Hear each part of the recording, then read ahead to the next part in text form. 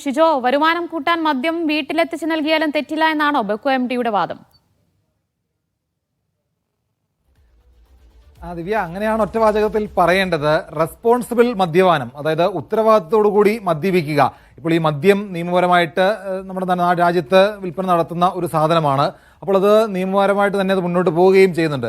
അപ്പോൾ ഈ മദ്യം വാങ്ങുന്ന ആളുകളെ കുറ്റക്കാരായിട്ടും അവരെ ഒരു ക്രിമിനലായിട്ടും ഒക്കെ ചിത്രീകരിക്കുന്ന രീതി ശരിയല്ല എന്ന് ബെവ്കോ MD അർഷിത അട്ടലൂരി മീഡിയയുമായി സംസാരിച്ചപ്പോൾ പറയുന്നുണ്ട്.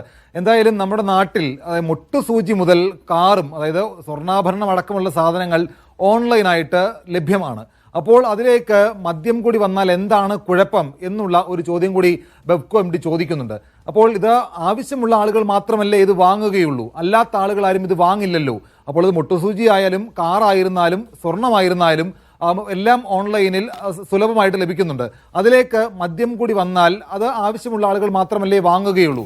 മദ്യം വാങ്ങുമ്പോൾ 23 വയസ്സ് എന്നുള്ളത് കൃത്യമായിട്ട് പാലിക്കും. അതായത് അതിനപ്പുറത്തേക്ക് അതിന് താഴെയുള്ള ആളുകൾ മദ്യം വാങ്ങാതിരിക്കാൻ വേണ്ടിയിട്ടുള്ള എല്ലാ ക്രമീകരണവും ഒരുക്കും എന്നുള്ള കാര്യങ്ങൾ കൂടി ബെവ്കോ MD അർഷിത അട്ടലൂരി പറയുന്നുണ്ട്.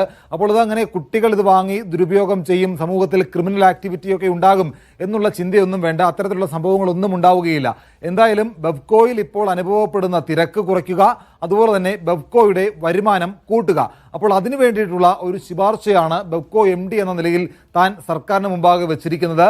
അത് എല്ലാ കാര്യങ്ങളും കൃത്യമായി പഠിച്ചുകൊണ്ട് അതിന് സമയമാകുമ്പോൾ സർക്കാർ അത് അനുവദിക്കും. അങ്ങനൊരു തീരുമാനത്തിലേക്ക് സർക്കാർ പോകും എന്നുള്ള പ്രതീക്ഷയിൽ തന്നെയാണ് ബെവ്കോ MD ഉള്ളത് എന്നുള്ള കാര്യങ്ങൾ കൂടിയാണ് അർഷിത അട്ടലൂരി പറയുന്നത്. എന്തായാലും ഞാൻ ചോദിച്ചിരുന്നു, അതിനകത്ത് ഒരു തെരഞ്ഞെടുപ്പ് വർഷമാണ്, അപ്പോൾ അതിനകത്ത് സർക്കാർ എത്ര കണ്ടതിനെ അംഗീകരിക്കും എന്നുള്ള കാര്യം ചോദിക്കുമ്പോൾ അവർ പറയുന്നത് എന്തായാലും വരുമാനം കൂട്ടുക എന്നുള്ളത് കോർപ്പറേഷൻ്റെ ലക്ഷ്യമാണ്. അപ്പോൾ ആ ബെവ്കോ കോർപ്പറേഷന് വരുമാനം കൂട്ടണമെങ്കിൽ ഓൺലൈനായിട്ട് ഈ രീതിയിലുള്ള വിൽപ്പന നടത്തേണ്ടതായിട്ടുണ്ട്. അപ്പോൾ വീര്യം കുറഞ്ഞ മദ്യം വിപണിയിൽ എത്തിക്കുക, അതോടൊപ്പം തന്നെ മദ്യം ഓൺലൈനായിട്ട് നൽകുക, അതിലൂടെ കൂടുതൽ വരുമാനം ബെവ്കോ ലക്ഷ്യം വെക്കുന്നുണ്ട്.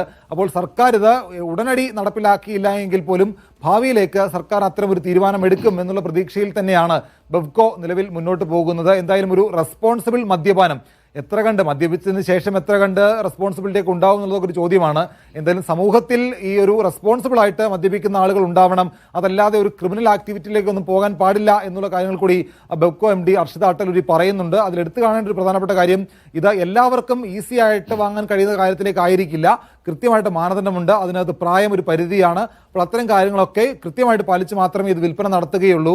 അപ്പോൾ അവർ പറയുന്ന ഒരു ഉദാഹരണം കൂടിയുണ്ട്, മുട്ടുസൂചി മുതൽ കാറ് വരെ ഓൺലൈനിലുണ്ട്. അപ്പോൾ ഇന്ന് എന്തുകൊണ്ട് മദ്യം കൂടി ആയിക്കൂടാ എന്നുള്ള ചോദ്യം കൂടിയാണ് ബെവ്കോ MD ചോദിക്കുന്നത്. അപ്പോൾ ഇത് എത്ര കണ്ട് സർക്കാർ ഇതിന് അംഗീകാരം ഭാവിയിൽ നൽകും എന്നുള്ളത് കൂടി നമ്മൾ നോക്കി കാണുന്നുണ്ട്. ദിവ്യ, എന്തായാലും വരുമാനം കൂട്ടുക എന്നതാണ് ബെവ്കോയുടെ ലക്ഷ്യം. അത് ബെവ്കോ MDയുടെ വാക്കുകളിലുമുണ്ട്. എന്തായാലും മദ്യത്തിന്റെ ഉപയോഗം നിരുത്സാഹപ്പെടുത്തുകയാണോ പ്രോത്സാഹിപ്പിക്കുകയാണോ LDF സർക്കാരിന്റെ നിലപാട് എന്നതാണ് അറിയേണ്ടത്. ഈ ശുപാർശ ഇനി സർക്കാർ അംഗീകരിക്കുമോ എന്ന് കൂടി ഉറ്റുനോക്കുന്നുണ്ട്. വിവരങ്ങളാണ് ഷിജോ കുര്യൻ നൽകിയത്.